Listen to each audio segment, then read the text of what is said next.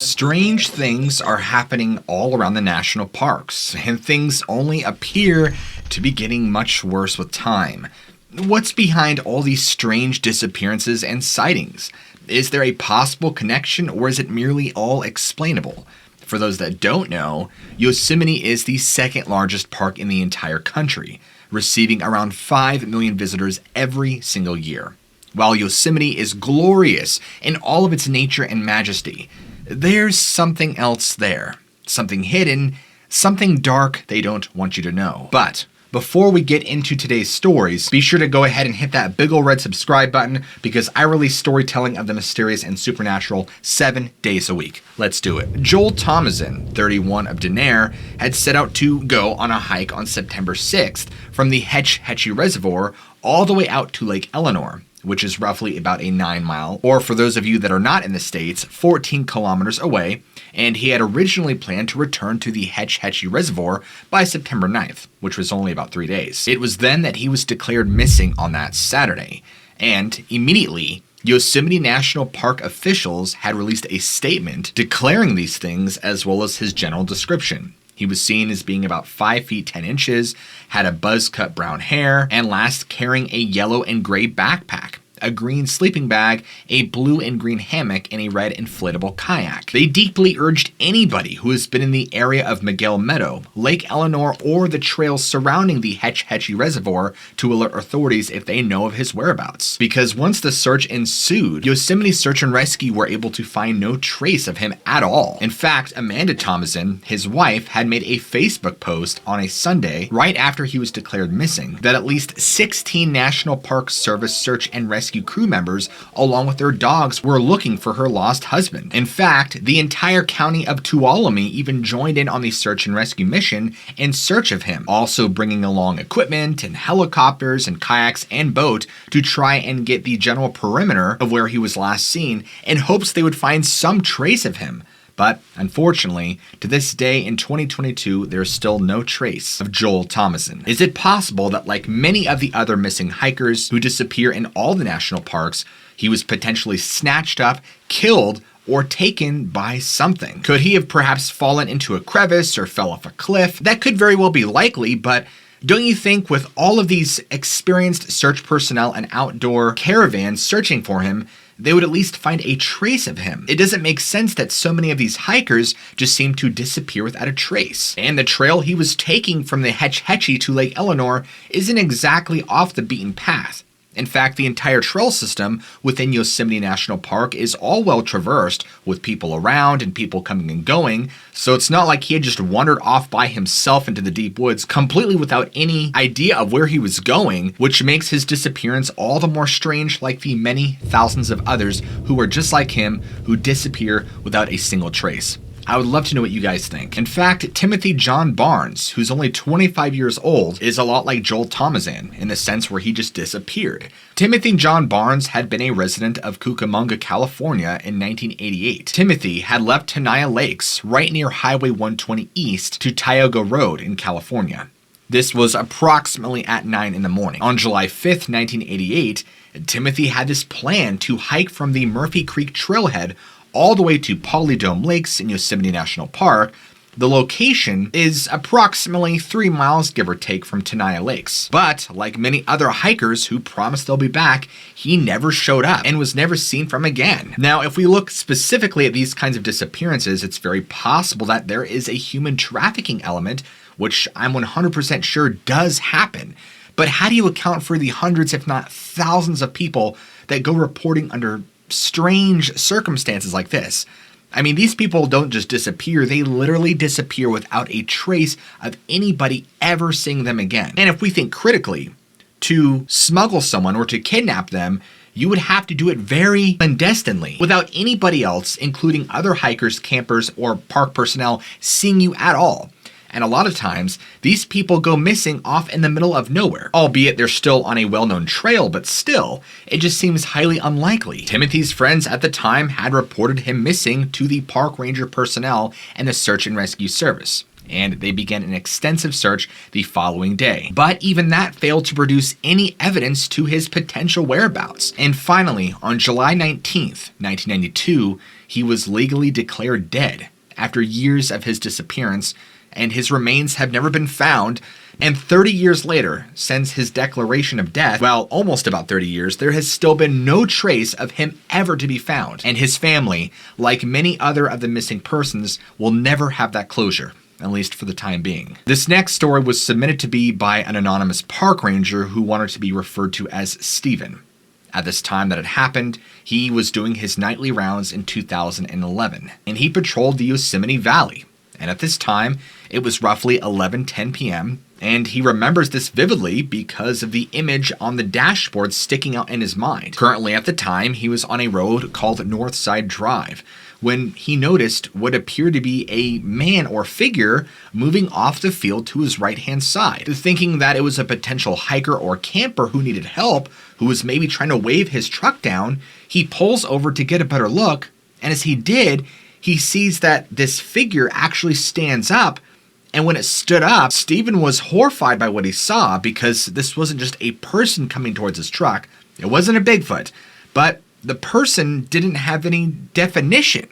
Usually, if it was a hiker or somebody in need, you could clearly see from the distance he was at, which was maybe 30 yards at most. You could see clothing, you could see facial hair or hair, depending on the lighting conditions, but Steven didn't see any of those things. In fact, he would describe it as just a black shadow, but clearly a person in shape, or at least a human being.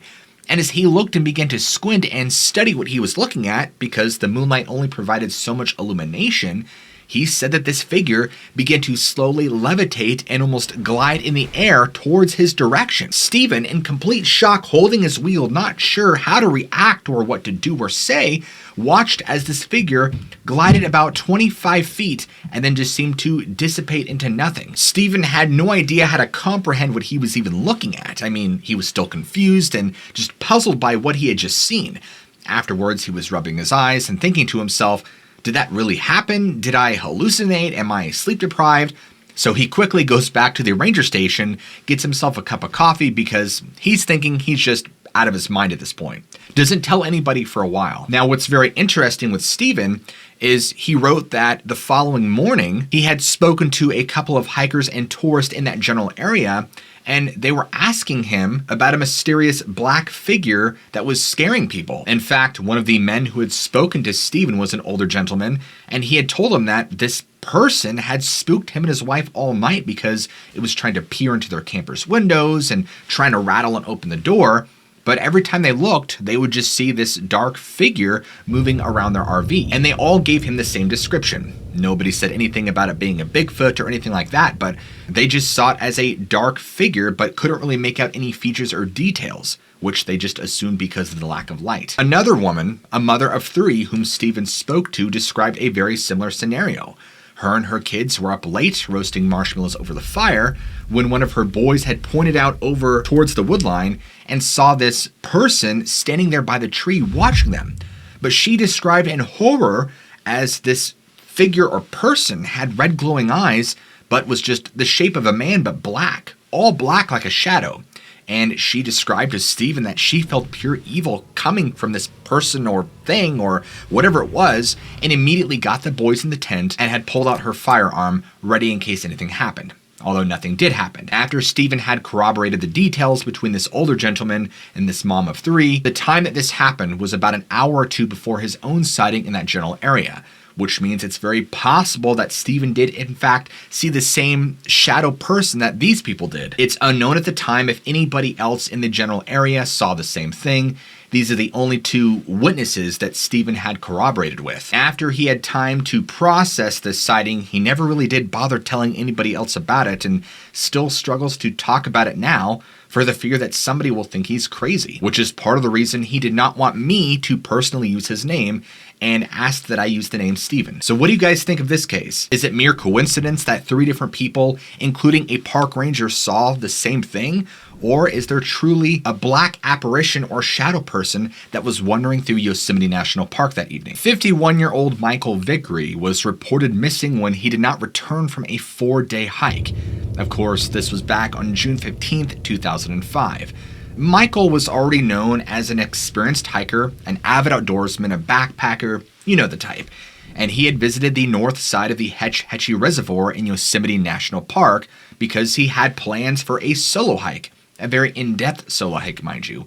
He had planned to take this extensive hike to Ranchera Falls, to Tiltle Mountain, to Lake Vernon, and then through Beehive before returning back to the Hetch Hetchy Reservoir. The last anybody ever saw of Michael is when he began walking north to the Pacific Crest Trail towards the direction of Tiltle Mountain. After that, nobody heard from him again. It's just as if he had mysteriously vanished like all the others we've spoken about today. His family had become gravely concerned when he did not return on June 19th, the day he was supposed to return from his hike, and the exact same day that his permit had expired, so obviously something had happened. Now on June 21st, his family had notified the Park Service, and an intensive search of the entire perimeter around the reservoir and Pacific Crest Trail was launched. Fortunately, or I guess semi-fortunately, however you want to look at it, while they didn't find a trace of Michael, they at least found a backpack that was believed to be his near the Tiltle Mountain just off the trail, containing a topographical map, a bottle of water, and a camera.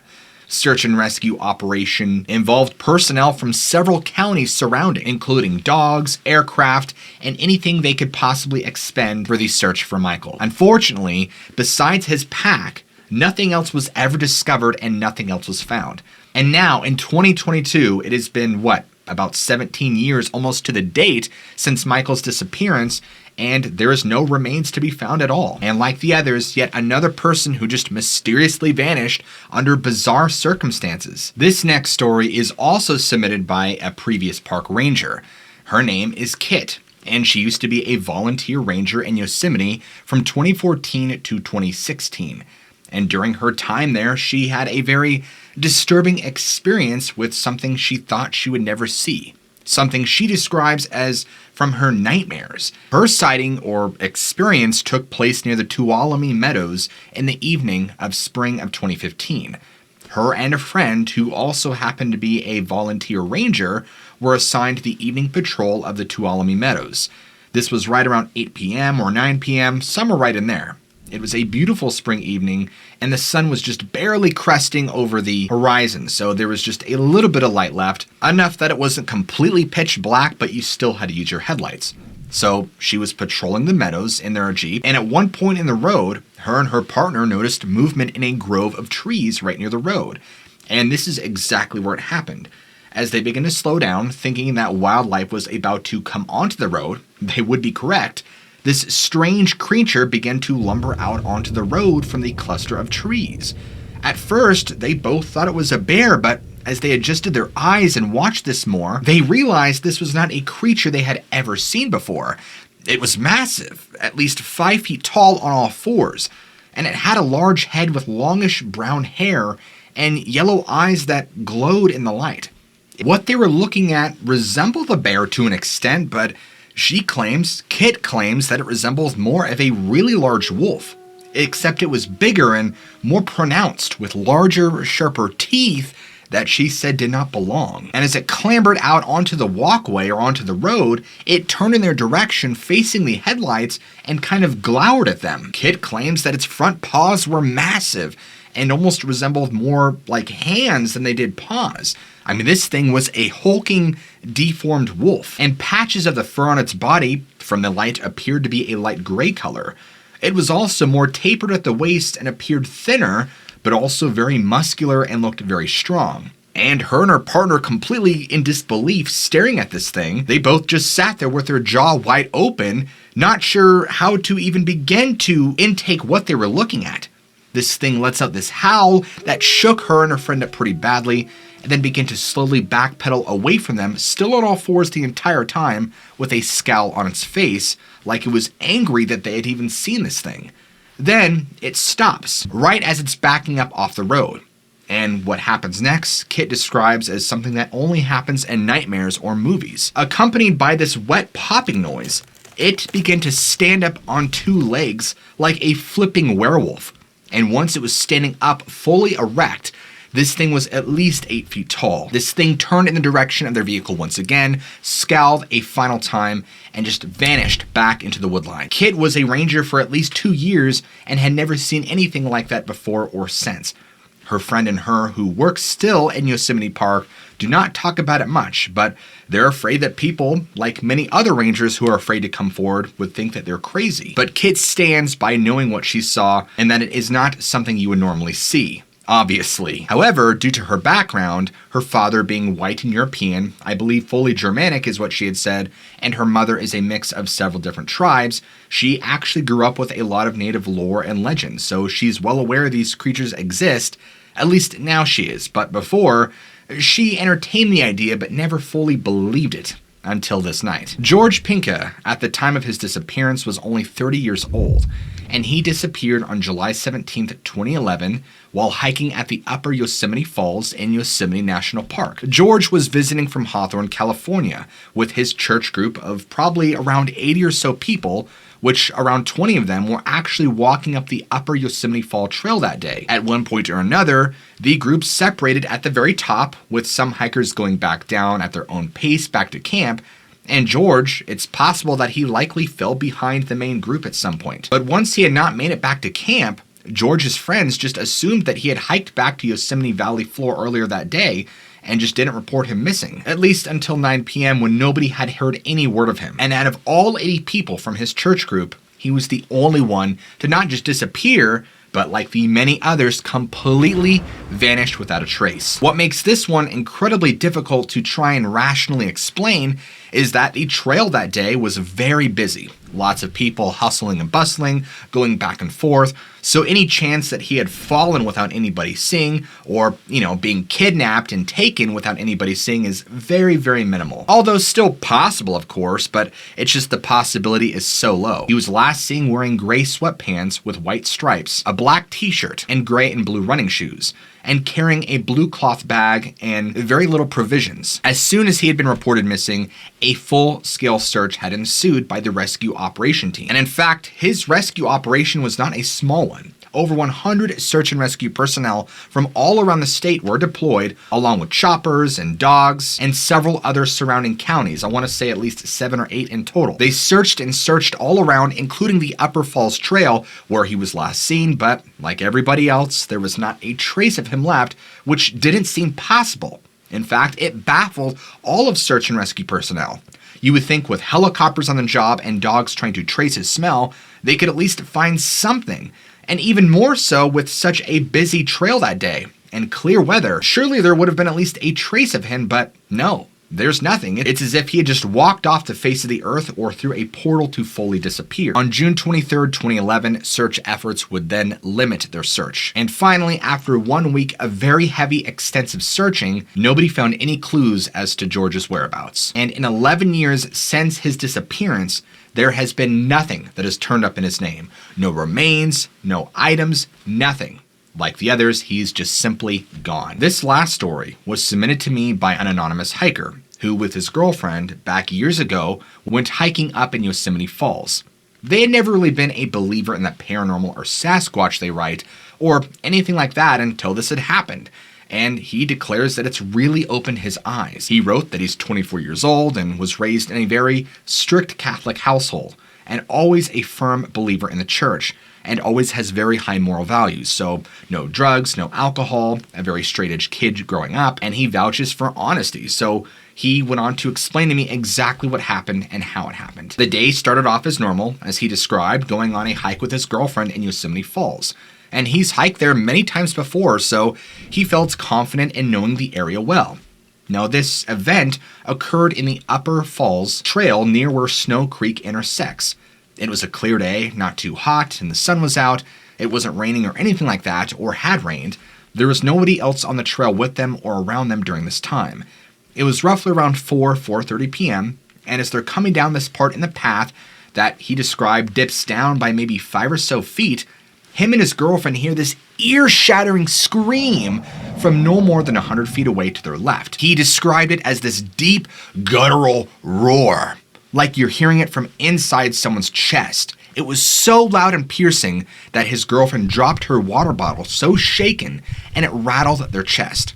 It startled both of them, and they quickly looked to see what it was, and standing off in the distance, as the land kind of dips down a bit, behind a tree or next to a tree, they're both shocked to see this large man-like figure standing there, but it's completely black. The anonymous hiker went on to describe that he's about 6'1", and his girlfriend's about 5'5", but he could already tell that this thing, they're at a huge disadvantage. I mean, this thing's easily 8 feet tall, if not larger. I mean, it's humongous. Imagine Arnold Schwarzenegger and make him 3 feet taller and make him more broad, and you'd be right around the same ballpark. From what him and his girlfriend can tell, this person was dressed in full fur, or thick bear-like fur, no clothing on whatsoever, and from the angle and lighting, the fur appeared to be a reddish brown. It was matted and kind of nasty looking, not groomed at all, very unkempt, but yet you could still see from the distance they were at that it was very muscular. Huge chest, huge pectoral muscles, large biceps, large shoulders,